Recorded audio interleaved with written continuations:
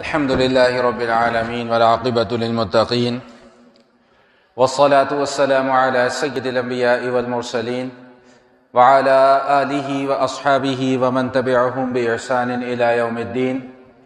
اللهم صل على روح محمد في الأرواح وصل على جسد محمد في الأجساد وصل على قبر محمد في القبور. رب اشرح لي صدري ويسر لي امري واحلل عقدة من لساني يفقهوا قولي. سبحان ربك رب العزة عما يصفون وسلام على المرسلين والحمد لله رب العالمين. بات اس عنوان پر چل رہی تھی کہ اللہ جل شانہ نے توحید کے ساتھ ساتھ دلائل توحید کو بیان فرمایا اور یہ بات ارشاد فرمائی کہ رات کو دن سے بدلنا، دن کو رات سے بدلنا، سورج کا نکلنا، سورج کا چھپ جانا، چاند کا نکلنا، اس کا چمکنا دمکنا، پھر اس کا چھپ جانا، یہ سب اللہ جل شانہ کی قدرت اور اس کی طاقت کا ایک اظہار ہے. جیسا کہ میں نے عرض کیا تھا کہ اس زمانے میں بعض لوگ براہ راست سورج کی پوجا کیا کرتے تھے اور بعض لوگ براہ راست سورج کی تو پوجا نہیں کرتے تھے لیکن اس کو اللہ کا مددگار اور معاون مانتے تھے. تو اللہ پاک نے ارشاد فرمایا کہ لا تسجدوا للشمس ولا للقمر، کہ سورج اور چاند کی تم لوگ عبادت مت کرو، اس کے سامنے اپنے سر کو مت جھکاؤ، بلکہ واسجدوا للہ الذی خلقہن، اس ذات کے سامنے اپنے سر کو جھکاؤ جس نے ان کو بھی پیدا کیا ہے. ایک مسئلہ مختصراً سماعت فرما لیجئے، پھر میں بات کو آگے لے کر چلتا ہوں کہ سجدہ جو ہے، سجدہ کہتے ہیں اپنی عاجزی اور تذلل کا اظہار کرنے کے لیے اپنی پیشانی کو زمین پر لگانا، یہ سجدہ ہے. اور اس شریعت میں اللہ جل شانہ کی ذات کے علاوہ کسی اور کو سجدہ کرنا جائز نہیں ہے. گزشتہ شریعتوں میں تعظیم کے لیے شخصیات کو بھی سجدہ کیا جاتا تھا، گزشتہ شریعتوں میں تعظیم کے لیے، عبادت کے لیے نہیں. عبادت کے لیے سجدہ صرف اللہ کو ہوگا، تعظیم کے لیے گزشتہ شریعتوں میں سجدہ کیا جاتا تھا دوسری شخصیات کو. جیسا کہ قرآن پاک میں ذکر موجود ہے کہ اللہ پاک نے جب آدم علیہ السلام کی تخلیق فرمائی تو سب کو حکم دیا کہ آدم کو سجدہ کرو، اور ایک سجدہ نہ کرنے کی وجہ سے شیطان کو راندہ درگاہ قرار دے دیا گیا. اب وہ سجدہ عبادت کے لیے نہیں تھا، وہ تعظیم کے لیے تھا. شریعت محمدیہ میں ہر قسم کا سجدہ اللہ کی ذات کے علاوہ مخلوق کے سامنے کرنا حرام ہے، ناجائز ہے، چاہے وہ عبادت کے لیے ہو چاہے کسی کی تعظیم کے لیے ہو. یہ اصولی مسئلہ ہے اور اچھے طریقے سے اس کو سمجھ لیں کہ اللہ کی ذات کے علاوہ مخلوق میں سے کسی کو بھی سجدہ کرنا تعظیم کے لیے جائز نہیں ہے. عبادت کے لیے کرے گا تو کفر ہو جائے گا اور تعظیم کے لیے کرے گا تو حرام ہے. تو بات سمجھ میں آ گئی کہ نہیں آ گئی؟ تو اللہ تعالیٰ کیا بات ارشاد فرما رہے کہ واسجدوا للہ الذی خلقہن ان کنتم ایاہ تعبدون. بھائی سجدہ کرنا ہے تو صرف اس ذات کو سجدہ کرو جس نے یہ چاند اور سورج اور ستارے اور سیارے اور کل کائنات کی تخلیق فرمائی ہے. جیسا کہ میں آپ کے سامنے اکثر یہ بات بھی عرض کرتا رہتا ہوں کہ جو مشرکین تھے مکہ کے، جو کفار تھے، ان کے جہاں اور بہت سارے باطل عقائد تھے، ان میں سے ایک عقیدے پر بڑی مضبوطی سے یہ لوگ جمع ہوئے تھے کہ اگر ہم مر جائیں گے، جب ہم مر جائیں گے، یہ بھی پتا تھا کہ ہم نے مرنا ہے، اس بات پر یقین تھا کہ ہم نے مرنا ہے، لیکن جب ہم مر جائیں گے اور مرنے کے بعد جب ہماری جسم کو مٹی کھا جائے گی، ہماری ہڈیاں گل سڑ جائیں گی، یہ بھی پتا تھا، یہ بھی مانتے تھے. لیکن کنڈی کہاں پر آ کر پھنس جاتی تھی، دوبارہ کیسے زندہ ہوں گے، دوبارہ کیسے زندہ ہوں گے؟ حالانکہ ان کم عقلوں کو یہ بات سمجھ میں نہیں آتی تھی کہ جو ذات پہلی مرتبہ تمہیں پیدا کر سکتی ہے وہ تمہیں دوسری مرتبہ نہیں پیدا کر سکتی.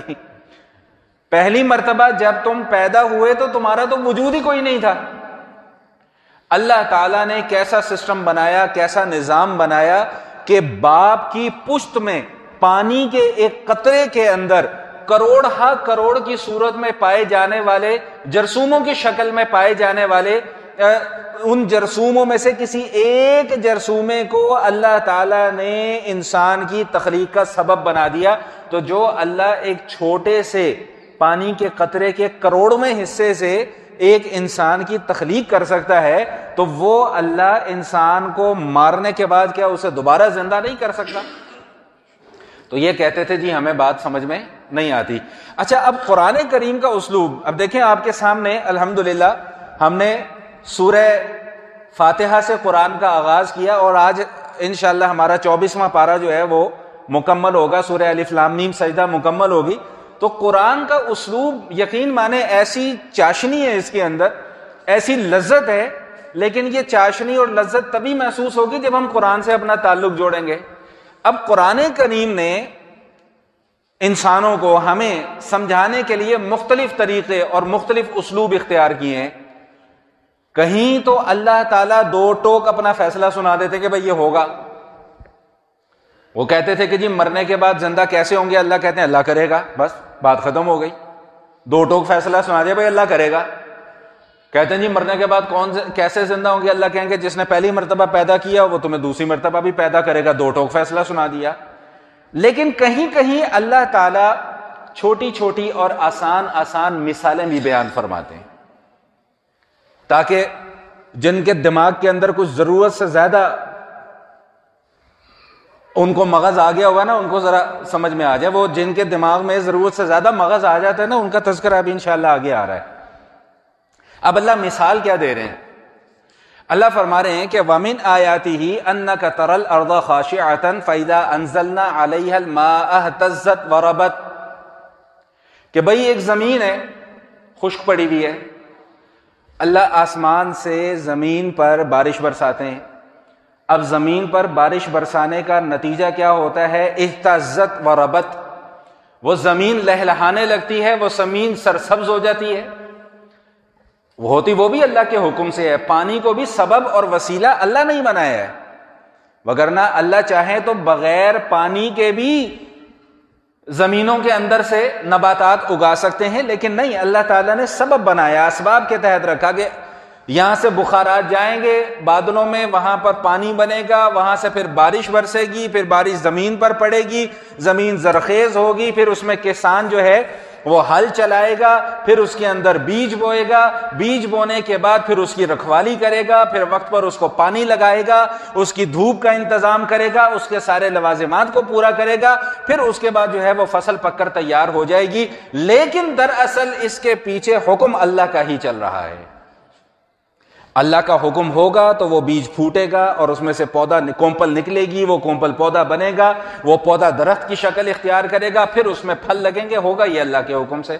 اور اس موضوع پر میں پہلے بھی کئی مرتبہ بات کر چکا ہوں, لیکن یہ اتنا عقیدے کی مضبوطی والا مضمون ہے کہ جب بھی یہ تذکرہ آتا ہے میرا دل کرتا ہے کہ میں دوبارہ انہی باتوں کو آپ کے سامنے عرض کروں. میں ہمیشہ ایک مثال آپ کے سامنے یہ دیا کرتا ہوں کہ سنگترا ہے نا, سنگترا اس کا پیڑ ہوتا ہے, میں نے تو آج تک دیکھا نہیں, پیڑ ہوتا ہے اس کا. سنگترے کے پیڑ پر کبھی آم نہیں لگتے ہوئے دیکھے ہوں گے آپ نے. آم کے پیڑ پر کبھی خربوزہ نہیں لگے گا, خربوزے کی جگہ پر تربوز نہیں اگے گا. جس کی جو جگہ اللہ نے رکھی ہے اس نے اپنے مقام پر وہیں سے آنا ہی آنا ہے. پھر ایک آم کا ذائقہ دوسرے آم سے مختلف ہے, یہ ذائقے کون پیدا کر رہا ہے اس کے اندر؟ یہ طاقت کس کے پاس ہے کہ وہ ایک ہی شکل کے دو پھل ہیں, آم ہے, لیکن اس کا ذائقہ مختلف ہے, اس کا ذائقہ مختلف ہے. سندڑی آم کا ذائقہ کچھ اور ہے, رٹول کا کچھ اور ہے. یہ کون ذائقے بھر رہا ہے؟ یہ لذتیں کون بھر رہا ہے اس کے اندر؟ یہ رنگ کون بھر رہا ہے اس کے اندر؟ تو اللہ فرماتے ہیں کہ جب آسمان سے پانی برستا ہے اور ایک بنجر اور سوکھی ہوئی زمین کو وہ پانی سیراب کر دیتا ہے اور وہاں سے پھر فصلیں اگتی ہیں, لہلہانے لگتی ہیں, اللہ فرما رہے ہیں کہ بالکل اسی طرح ان الذی احیاھا لمحیی الموتى, بالکل اسی طرح اللہ مردوں کو دوبارہ زندہ کرے گا. جس کے پاس اتنی قوت ہے اس کے پاس یہ اختیار بھی ہے کہ وہ مردوں کو دوبارہ زندہ کر سکتا ہے۔ تو اللہ تعالیٰ، میں نے جیسا کہ عرض کیا کہ چھوٹی چھوٹی مثالیں سمجھاتے ہیں اور مثالوں سے تاکہ بات واضح ہو جائے۔ اب آ جائیں اپنے اس مضمون کی طرف جس پر میں نے گزشتہ نشست میں بات کو چھوڑا تھا اور عرض کیا تھا کہ آئندہ نشست میں بات کو یہیں سے شروع کریں گے۔ بات بہت قیمتی ہے، عنوان بہت اہم ہے، آج کل کے دور کے عین مطابق ہے، جن چیزوں کا ہمیں جاننا، سیکھنا، سمجھنا ضروری ہے، ان سے ریلیٹڈ یہ گفتگو ہے۔ تو کوشش یہ کیجیے گا کہ توجہ سے چند منٹ کی اس گفتگو کو سماعت فرما لیں۔ فرمایا ان الذین یلحدون فی آیاتنا لا یخفون علینا، ہماری آیتوں کے اندر جو لوگ الحاد کرتے ہیں وہ ہم سے چھپے ہوئے نہیں ہیں۔ الحاد کا معنی سمجھ لیں، الحاد کا لفظ نکلا ہے لحد سے، اور اس کا مطلب یہ ہوتا ہے کہ کسی ایک چیز کی طرف مائل ہو جانا۔ لحد جانتے ہیں؟ لحد ایک ہوتی ہے قبر، ایک ہوتی ہے لحد۔ پتہ نہیں آپ لوگوں میں سے کسی نے دیکھی ہے کہ نہیں دیکھی۔ جن جگہوں پر زمین سخت ہوتی ہے وہاں پر لحد بنانا مسنون ہے۔ لحد کیسی قبر ہوتی ہے؟ یہ جو قبر ہمارے عام قبرستانوں میں، بالکل صحیح فرما رہے، جو ہمارے عام قبرستانوں میں جو قبر بنتی ہے وہ تو بالکل سیدھی بنتی ہے۔ لحد ہوتی ہے ایل شیپ میں، ایسے اور پھر ایسے، وہ مردے کو اس والے حصے میں رکھا جاتا ہے۔ خدا کی پناہ ایک مرتبہ میں نے کہیں دیکھ لی تھی، میں وہ ساری رات سو نہیں سکا تھا کہ پتہ نہیں ہمارا کیا بنے گا اس گڑھے کے اندر جا کر۔ بہرحال اللہ تعالی ہم سب کو اپنی امان میں رکھے، دنیا کے عذاب سے بھی اللہ ہمیں بچائے، قبر کے عذاب سے بھی بچائے اور آخرت کے عذاب سے بھی بچائے۔ تو بہرحال سمجھانا مقصود تھا کہ لحد سے یہ لفظ نکلا ہے۔ الحاد اس کا معنی ہوتا ہے کسی ایک چیز کی طرف مائل ہو جانا، اور شریعت کی اصطلاح میں الحاد کہتے ہیں قرآن کو بھی مانتا ہو، حدیث کو بھی مانتا ہو، لیکن تشریح اپنی مرضی کی کرتا ہو۔ سمجھ میں آئی بات؟ بھائی قرآن کو بھی مانتا ہے وہ شخص کہ میرا قرآن پر ایمان ہے، حدیث کو بھی مانتا ہے کہ میرا حدیث پر بھی ایمان ہے، لیکن قرآن اور حدیث کی تشریح وہ نہیں کرتا جو اللہ کے نبی نے بیان کی، جو صحابہ نے بیان کی، بلکہ قرآن اور حدیث کی تشریح وہ کرتا ہے جو مجھے پسند آ رہی ہے، جو میری عقل کے اندر آ رہی ہے۔ اللہ تعالیٰ نے یہاں پر اس الحاد کو کفر کی قسموں میں سے شمار فرمایا ہے۔ اور اگر آپ حضرات کو یاد ہو تو بات میں نے یہاں پر ختم کی تھی کہ ایمان میں داخل ہونے کا ایک ہی راستہ ہے، اشہد ان لا الہ الا اللہ و اشہد ان محمد رسول اللہ۔ ایمان میں داخل ہونے کا یہ ایک راستہ ہے، صرف شہادت دینا اس بات کی کہ اللہ کے سوا کوئی معبود نہیں، اور شہادت دینا اس بات کی کہ حضور اقدس صلی اللہ تعالی علیہ وآلہ وسلم اللہ کے نبی اور اللہ کے رسول ہیں۔ یہ ایمان میں داخل ہونے کا راستہ ہے۔ جس نے یہ کلمہ دل کی یقین کے ساتھ اور زبان سے پڑھ لیا وہ ایمان میں داخل ہو گیا۔ لیکن یاد رکھیے گا ہمیشہ ہمیشہ کے لیے کہ ایمان سے نکلنے کے راستے بہت زیادہ ہیں۔ ہم نے تو ایمان کو بچوں کا کھیل سمجھا ہوا ہے نا، معمولی چیز سمجھا ہوا ہے، لیکن ہماری توجہ اس چیز کی طرف نہیں ہے کہ ایمان سے نکلنے کے راستے بہت زیادہ ہیں۔ قرآن اور حدیث میں کفر کی مختلف شکلیں کہہ لیں یا مختلف اقسام کہہ لیں، ان کو بیان کیا گیا ہے۔ میں مختصراً ان کا تذکرہ آپ کے سامنے کر کے پھر بات کو اصل موضوع کی طرف لے کر جاتا ہوں۔ ایک ہوتا ہے کفر، صریح کفر۔ صریح کفر کیا ہے کہ نعوذ باللہ ثم نعوذ باللہ ضروریات دین میں سے کسی ایک مسئلے کا، کسی ایک حکم کا انکار کر دینا کہ جی میں مانتا ہی نہیں ہوں۔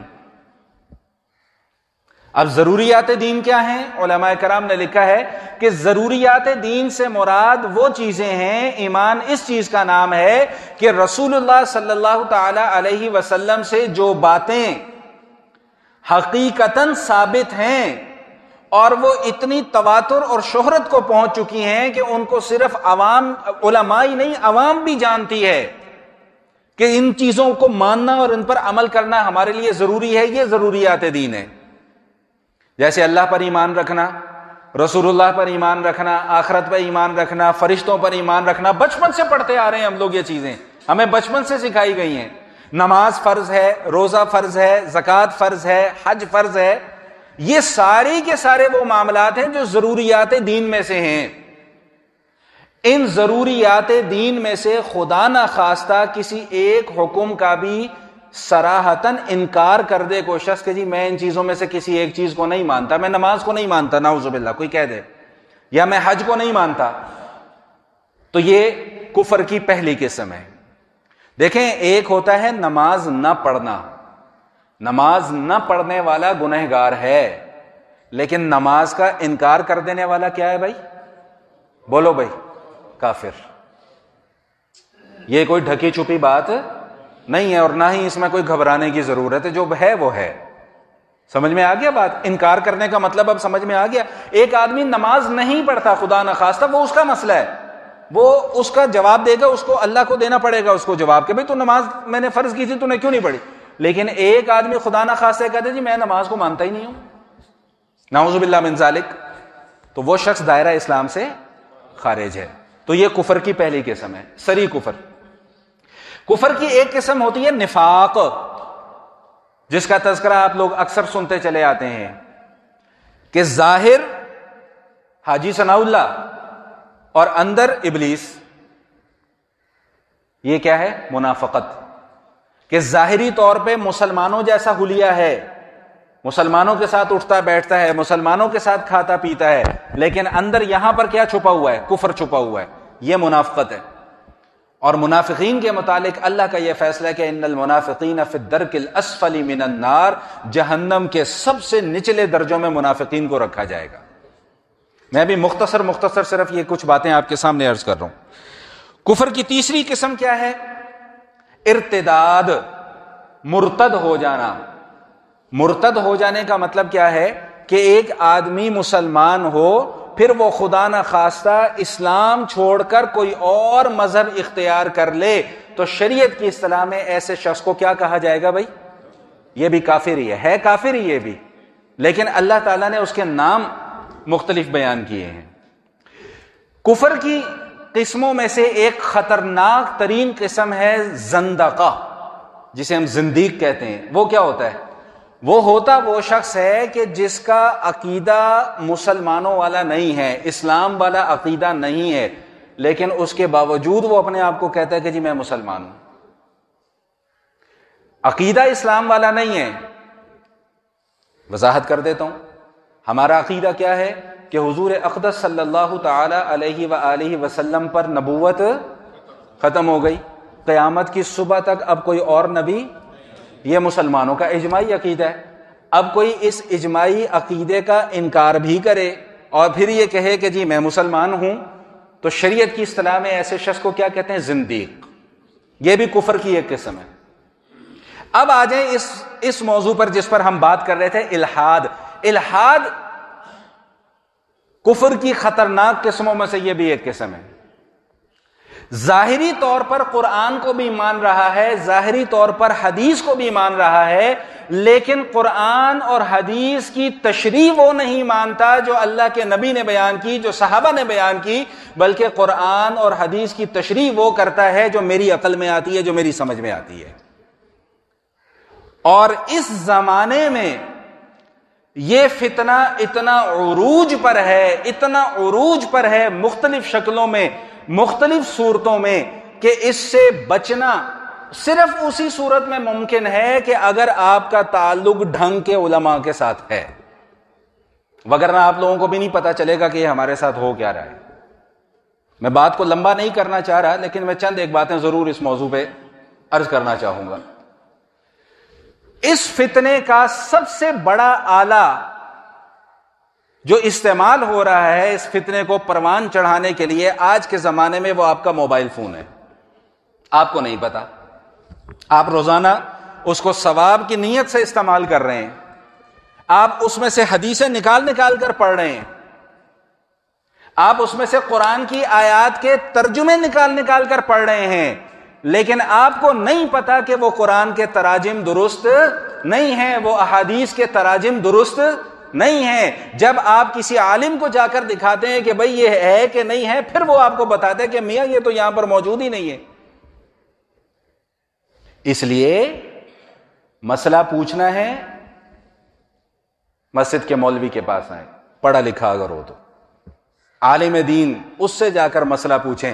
یہ موبائل سے آپ کو وقتی طور پر تو تسکین مل جائے گی, جی میں بڑا عالم بن گیا, جی میں نے بڑی ریسرچ کر لی, لیکن آپ کو نہیں پتا کہ وہ ریسرچ آپ کو کس طرف لے کر جا رہی ہے. میں ایک مثال آپ کو دیتا ہوں. آپ کو پتا ہے, اکثر یہ جانتی ہے کہ میں سوشل میڈیا پہ بہت ایکٹیو ہوں. میں وہ علیحدہ بات ہے کہ اب تھوڑا تھوڑا ذرا سختی شروع ہو گئی ہے تو ہاتھ ہولا کر دیا ہوا ہے. تو ابھی کل پرسوں میری نظر سے قرآن کریم کی 2 آیتوں کا ترجمہ, نیچے لکھا ہوا ہے, اوپر آیت نہیں لکھی ہوئی, ترجمہ لکھا ہوا ہے اور نیچے لکھا ہوا ہے قرآن, اور پھر آگے آیت کا نمبر بھی لکھا ہوا ہے. اور کس طرح لکھا ہوا ہے, جیسے 2 آگے 2 ڈاٹ ڈال کے 286. اب 286 کا مطلب کیا بنتا ہے کہ دوسری سورت اور اس کی 286ویں آیت. کوئی یہ کہے کہ جی 286 سورت نمبر بھی تو ہو سکتا ہے, تو 286 صورتیں قرآن میں کتنی صورتیں ہیں بھائی؟ 114. تو اس کا واضح مطلب یہی بنتا ہے نا کہ دوسری صورت ہے. دوسری صورت کون سی ہے؟ سورۃ البقرہ, اور آیت نمبر 286 یعنی کہ سب سے آخری آیت. اور جو ترجمہ وہاں پر لکھا گیا قرآن کو شو کروا کر, الامان الحفیظ, اللہ ہم سب کے ایمان کی حفاظت فرمائے. بھائی ایک تو ہوتا ہے نا کوئی قریب قریب کا ترجمہ, اس کا دور دور تک کا کوئی تعلق اور واسطہ نہیں. پھر میں نے ان صاحب کو سمجھانے کی کوشش کی کہ میاں یہ جو پوسٹ تم کر رہے ہو قرآن سمجھ کے اور ثواب کی نیت سے, یہ تمہاری پوسٹ درست نہیں ہے. اب وہ بیچارہ تو اس نے انٹرنیٹ پہ سے لے لی, اس نے کہیں سے ترجمہ بھی دیکھ لیا ہوگا. اب وہ یہ سمجھ رہا ہے کہ میں تو دعوت کا کام کر رہا ہوں, میں تو تبلیغ کا کام کر رہا ہوں, لیکن اس کو نہیں پتا کہ اس دعوت اور تبلیغ اور اس کی یہ جو نام نہاد تحقیق ہے, یہ اس کو جہنم کے گڑھے میں لے کر جائے گی. کیونکہ میں حدیث پہلے بھی آپ کے سامنے بیان کر چکا ہوں, 2 حدیثیں میں سنا چکا ہوں آپ کے سامنے پہلے بھی. ایک حضور نے قرآن کے متعلق بیان فرمائی ہے کہ جس شخص نے قرآن کریم کے متعلق اپنی رائے سے کوئی بات کہی, اگرچہ وہ بات درست ہی کیوں نہ کر رہا ہو, وہ پھر بھی گناہ گار ہوگا. اور دوسری حدیث نبی علیہ الصلوۃ والسلام نے اپنے متعلق بیان فرمائی کہ جس نے میری جانب کوئی ایسی بات منسوب کی جو میں نے کہی ہی نہیں ہے, تو فَلْيَتَبَوَّأْ مَقْعَدَهُ مِنَ النَّارِ, اسے چاہیے کہ وہ اپنا ٹھکانہ جہنم سمجھ لے. تو اس لیے یہ موبائل فون عالم نہیں ہے. اور ایک بات اور بھی وضاحت کرتا چلوں, لوگ مانتے بڑی مشکل سے ہیں لیکن ہمارا کام بیان کرنا ہوتا ہے. 2-3 ایپس اینڈرائیڈ کے اوپر بڑی مشہور ہیں, جن میں سے ایک بڑی مشہور ایپ ہے اسلام 360, شاید آپ لوگ بھی اکثریت استعمال کرتی ہو. بھائی خدا کا واسطہ ہے, اس میں سے حدیثوں کے ترجمے نہ دیکھنا, آپ کی بڑی مہربانی ہوگی. اکثر جگہوں پر احادیث کے ابواب ہی اڑا دیے گئے, آپ لوگوں کو نہیں پتا. اکثر جگہ پر حدیث کا ترجمہ ہی ایسا لکھا گیا کہ ایک عام آدمی کی عقل اور سمجھ وہاں تک پہنچ ہی نہیں سکتی ہے. میرے پاس ایک مرتبہ ایک نوجوان آیا کسی مسئلے پر بحث کرنے کے لیے. میں کہا میاں بحث کرنے کا میرے پاس وقت نہیں, سیکھنا ہے تو 100 بسم اللہ, سیکھنے کے لیے میں حاضر ہوں, چاہے 4 گھنٹے میرے لے لو, بحث کرنے کے لیے میرے پاس وقت نہیں ہے.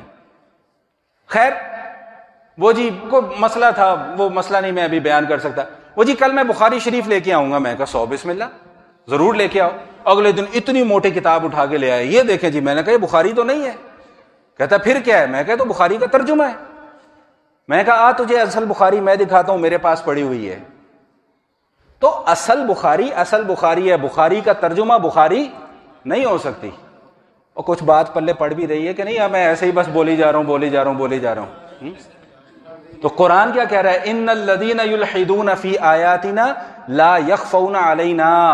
اب سنیے ذرا ایک نقطے کی بات کہ اللہ کیا فرما رہے ہیں کہ جو لوگ ہماری آیات میں من مانی تشریح کرتے ہیں, لا یخفون علینا, بھائی وہ لوگوں سے تو اپنی شیطانیت چھپا لیں گے, ہم سے نہیں چھپے ہوئے. اس کا مطلب یہ ہوا کہ یہ کام پردے کے پیچھے کیا جاتا ہے. دو تین نام اس وقت بھی ہیں میڈیا پر، بڑے ہائی فائی سوشل میڈیا پر، میں ابھی نام نہیں لوں گا نہیں تو میرے پہ فتوے لگنا شروع ہو جائیں گے. دو تین نام اس وقت بڑے مشہور چل رہے ہیں، بڑے مشہور، اور لوگ اندھا دھن جناب ان کی پیروی کرتے چلے جا رہے ہیں. جی فلاں صاحب ہے جی انجینئرنگ کرتے ہیں جی، وہ مکان بنانا چھوڑ کے تو اب وہ عالم دین بننا شروع ہو گئے ہیں. بھائی خدا کی پناہ، اللہ ایسے فتنوں سے محفوظ فرمائے. یہ نہ سمجھیے گا کہ ہمارے پاس جواب نہیں ہے، ہم صرف ایسے ہی بولتے رہتے ہیں. بات یہ ہے کہ ایک آدمی نے اگر خود قسم کھائی ہو کہ میں نے چلنا ہی غلط راستے پر ہے تو اس کو کون سیدھے راستے پر لا سکتا ہے؟ ایک آدمی اگر یہ کہتا ہو کہ جی میرے سوا سب بے وقوف ہیں، نعوذ باللہ، میرے سوا سب جاہل ہیں، 1400 سال سے امت غلط راستے پر چلتی چلی آ رہی ہے، تو اب اس کا کوئی علاج ہے؟ 1400 سال یار، 1400 سال پرانی ہماری تاریخ ہے. ہم بے وقوف لوگ ہیں؟ ہم کم عقل لوگ ہیں؟ یا ہمارے بڑے بے وقوف تھے؟ یا ہمارے بڑے کم عقل تھے کہ ان کے پاس علم نہیں تھا؟ تمہارے پاس آج کی تاریخ میں وہ سارا کا سارا علم آ گیا جو نہ صحابہ کے پاس تھا، جو نہ تابعین کے پاس تھا، نہ تبع تابعین کے پاس تھا، جن کے متعلق اللہ تعالیٰ نے خود یہ بات ارشاد فرمائی ہے کہ خیر القرون قرنی ثم الذین یلونہم ثم الذین یلونہم، سب سے بہترین زمانہ میرا زمانہ ہے. اور میرے زمانے میں حضور کے کون کون لوگ موجود ہیں؟ حضور موجود ہے، حضور کے صحابہ موجود ہیں. ثم الذین یلونہم، پھر اس کے بعد زمانہ آئے گا تبع تابعین کا، کون؟ جو صحابہ کے شاگرد ہوں گے. ثم الذین یلونہم، پھر اس کے بعد زمانہ آئے گا تابعین کا، پھر آئے گا تبع تابعین کا، جو کہ صحابہ کے شاگردوں کے شاگرد تھے. وہ بے وقوف انسان، ان کو دین سمجھ میں نہیں آیا، تجھے آج کی تاریخ میں دین سمجھ میں آ رہا ہے اور لوگوں کو گمراہ کرتا پھرتا ہے، غلط ترجمے سنا کر، غلط آیات سنا کر، نعوذ باللہ من ذالک. میں اس موضوع پر بات نہیں کرنا چاہ رہا، میں صرف الحاد کا مطلب سمجھانا چاہ رہا تھا. ہمارے نصاب میں، ہماری ہسٹری میں کچھ ایسی قد آور شخصیات موجود ہیں جو بیچارے ان مقامات پر آ کر پھسل گئے. یہ جو شیطان ہے نا، شیطان یہ بہت بڑا شیطان ہے، یہ بڑوں کو نہیں چھوڑتا. ہم کس کھیت کی مولی ہیں بھائی؟ اپنے ایمان کی حفاظت کرو. پیران پیر سیدنا شیخ عبد القادر جیلانی رحمۃ اللہ تعالی علیہ کے پاس ایک مرتبہ آ گیا تھا، جنگل میں سفر کر رہے تھے تو ایک بادل، سیاہ بادل آ گیا، سیاہ بادل. او بھائی شیخ عبد القادر، جی میں جبرائیل ہوں. اللہ اکبر، حضرت کیسے آنا ہوا؟ بھائی اللہ تعالیٰ نے تمہاری نمازیں معاف کر دی ہیں. اب یہ کوئی اور مجمع ہوتا نا، ابھی سبحان اللہ کے نعرے لگنا شروع ہو جانے تھے. ایسے جاہل لوگ ہیں. میں ایک ایسی مجلس میں گیا ہوا ہوں، بیٹھا ہوا ہوں کہ وہ یہ واقعہ سنا رہے ہیں اور لوگ کہہ رہے ہیں سبحان اللہ اوہ بے وقوف ہو، نبی کو نماز معاف نہیں ہوئی، شیخ عبد القادر جیلانی کو نماز معاف ہو جائے گی؟ اب وہ شیخ عبد القادر جیلانی تھے رحمۃ اللہ تعالی علیہ، عالم بھی تھے، صوفی بھی تھے، بزرگ بھی تھے، اللہ والے بھی تھے. انہوں نے کہا کہ نبی کو نماز معاف نہیں ہوئی، مجھے نماز معاف ہو گئی، چل شیطان نکل یہاں سے. اب جاتے جاتے پھر اپنا وار کر گیا کہ عبد القادر تجھے آج تیرا علم بچا گیا. میں نے گزشتہ سے پہلے نشست میں بتایا تھا نا کہ ایک تکبر فی العلم، تکبر فی العمل ہوتا ہے کہ میں پتہ نہیں کیا چیز بن گیا ہوں جی.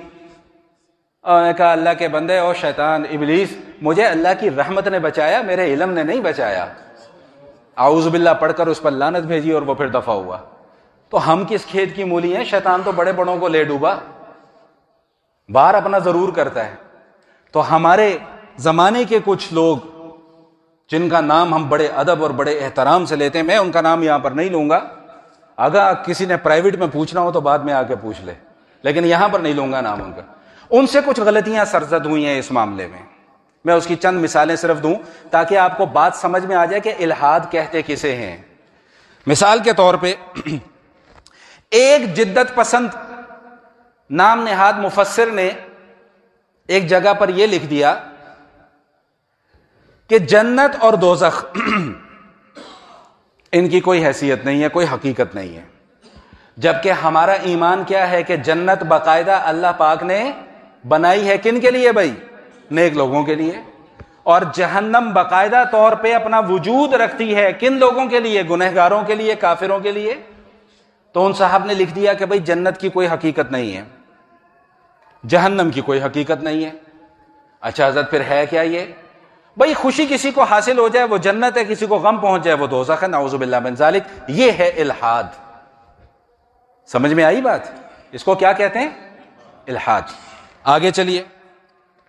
ایک صاحب فرمانے لگے کہ شیطان جو ہے نا، شیطان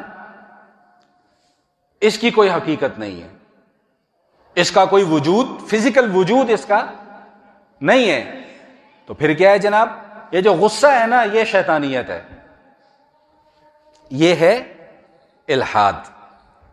جبکہ قرآن سے کیا پتا چلتا ہے کہ شیطان کا باقاعدہ ایک وجود ہے، شیطان کی کارستانیاں ہیں، شیطان کا ہماری زندگیوں میں عمل دخل ہے. وہ کہتے ہیں جی شیطان کا وجود نہیں ہے. میں الحاد کی چند مثالیں آپ کے سامنے پیش کر رہا ہوں. ایک شخص تھوڑا سا اور آگے نکلا، اس نے کہا کہ حج کوئی عبادت نہیں ہے. آپ لوگوں کو یقین نہیں آئے گا لیکن یہ حقیقت بتا رہا ہوں آپ کے سامنے. اس نے کہا جی حج کوئی عبادت نہیں ہے، یہ تو ایک انٹرنیشنل کانفرنس کا نام ہے، نعوذ باللہ من ذالک. اللہ کے نبی کہتے ہیں جو حج کر کے آیا وہ ایسا ہے جیسے آج ہی پیدا ہوا ہے، اس نے گناہ ہی کوئی نہیں کیا ہوا. وہ کہتے ہیں جی حج عبادت نہیں ہے. گناہ کس سے معاف ہوتے ہیں بھائی؟ عبادت سے معاف ہوتے ہیں نا گناہ. توبہ بھی تو عبادت ہے. وہ کہتے ہیں جی عبادت ہی نہیں ہے، تو انٹرنیشنل کانفرنس کا نام ہے. ایک صاحب کو تھوڑی سی اور ہوئی تو انہوں نے اور آگے جانے کی کوشش کی. وہ کہتے ہیں کہ جی یہ جو اطیع اللہ ہے نا، اطیع اللہ، اللہ کی اطاعت کرو. تو یہ اطیع اللہ سے مراد اللہ کی اطاعت نہیں ہے بلکہ سینٹرل گورنمنٹ کی اطاعت مراد ہے. نعوذ باللہ من ذالک. کتابوں کے اندر لکھی ہوئی ہیں یہ ساری باتیں.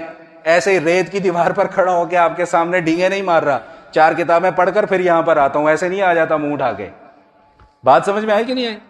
ایک صاحب اور آگے بڑھے، انہوں نے کہا قرآن کریم میں جہاں کہیں بھی محمد آیا ہے اس سے مراد میں ہوں. نعوذ باللہ من ذالک، لعنت اللہ علیہم اجمعین. یہ میں نے چند مثالیں صرف آپ کے سامنے پیش کی ہیں. آج کل کے دور میں ان میں تھوڑی سی تبدیلی آ گئی، ذرا لیول اونچا ہو گیا، تھوڑا سا ٹیکنیکلٹی کی طرف چلے گئے. جی پردہ، وہ جی پردہ تو آنکھوں کا ہوتا ہے جی. شرم تو دل کے اندر ہوتی ہے جی، حیا تو دل کے اندر ہوتی ہے. بھائی کپڑے پاک کر لو جی، دل کا پاک ہونا ضروری ہے، کپڑے پاک ہوں یا نہ ہو. اب ہمارے ہاں ذرا لیول تھوڑا سا آگے بڑھ گیا ہے، ذرا ٹیکنیکل انداز میں لوگوں کو گمراہ کیا جاتا ہے. ان سب کے جوابات ہیں، پھر کبھی بات آئے گی تو پھر جواب دوں گا ان کے. لیکن یہاں پر صرف یہ سمجھانا مقصود تھا. اب سن لیجئے کہ اب اللہ کیا فرماتے ہیں. اللہ فرما رہے ہیں ان الذین یلحدون فی آیاتنا لا یخفون علینا. بھائی جو ہماری آیات میں منمانی کرتے ہیں نا، اپنی مرضی کی تشریحات کرتے ہیں، لوگوں سے جتنا مرضی چھپا لو، لا یخفون علینا، ہم سے چھپے ہوئے نہیں ہو. یہاں مشہور ہو جاؤ گے نا، کو 10 لاکھ فالوورز ہو جائیں گے تمہارے، یوٹیوب سے کوئی 6-7 لاکھ روپیہ ملنا شروع ہو جائے گا مہینے کا، 50 لاکھ لوگ تمہارے بیان کو سن لیں گے، لوگوں کو گمراہ کر دو گے، لوگوں کی آنکھوں پر پردہ ڈال کر. لیکن اللہ کہہ رہے ہیں کہ لا یخفون علینا، بھائی ہم سے چھپے ہوئے نہیں ہو. اب سنیے، افمن یلقی فی النار خیر ام من یاتی آمنا یوم القیامہ. بھائی 2 طبقوں کا ذکر ہے. ایک طبقہ وہ، اللہ مجھ سے اور آپ سے پوچھ رہے ہیں کہ جس طبقے کو جہنم کا ایندھن بنایا جائے گا وہ طبقہ زیادہ بہتر ہے یا جس طبقے کو جہنم کے عذاب سے بچا لیا جائے گا وہ طبقہ زیادہ بہتر ہے؟ آپ بتائیں کون سا طبقہ زیادہ بہتر ہے؟ یقیناً جس کو جہنم کے عذاب سے بچا لیا جائے گا وہ بہتر ہے. آگے اللہ تعالیٰ تڑی لگا رہے ہیں تھوڑی سی. کبھی کبھی یہ الفاظ استعمال کرنے پڑتے ہیں ورنہ لوگ کہتے ہیں جی بور ہو جاتے ہیں ہم لوگ، تو اس لیے میں کبھی کبھی یہ اوٹ پٹانگ قسم کی نا لچی لفنگی گفتگو تھوڑی سی کرنی پڑ جاتی ہے. یہ بھی بد تہذیبی پر مشتمل لفظ ہے، لیکن کیا کریں، جب تک آپ لوگوں کو لطیفے نہ سنا ہو آپ لوگ بات سننے کو تیار ہی نہیں ہے. تبھی تو ٹک ٹاکر اتنے مشہور ہوئے ہیں، کہاں سے کہاں پہنچ گئے. وہ پہلے بیچارے کے پاس، ان کے پاس وہ چھوٹی چھوٹی گاڑیاں ہوتی تھیں، آج وہ فارچونر کے اوپر پھر رہے ہیں صرف یہ لطیفے سنا کر نا. ہم تھک جاتے ہیں محنت کر کر کے. لطیفے نہیں سناتے تو لوگ بات بھی نہیں سنتے. اس لیے کبھی کبھی یہ چھوٹے چھوٹے چٹکلے. تو اللہ تعالیٰ نے اب تڑی کیا لگائی ہے، بھائی بندے کے پتر بن جاؤ، اعملوا ما شئتم، جو تمہارا دل کرتا ہے نا دنیا میں کرتے رہو. اب کل کو بچت نہیں ہونی تمہاری، کل کو چھتر پڑنے ہی پڑنے. اور وہ یہاں والے ربڑ کے نہیں ہوں گے، آگ کے ہوں گے. مارنے والا پولیس والا نہیں ہوگا، فرشتے ہوں گے. اور فرشتے کی طاقت کتنی ہے؟ فرشتے کی طاقت کتنی ہے؟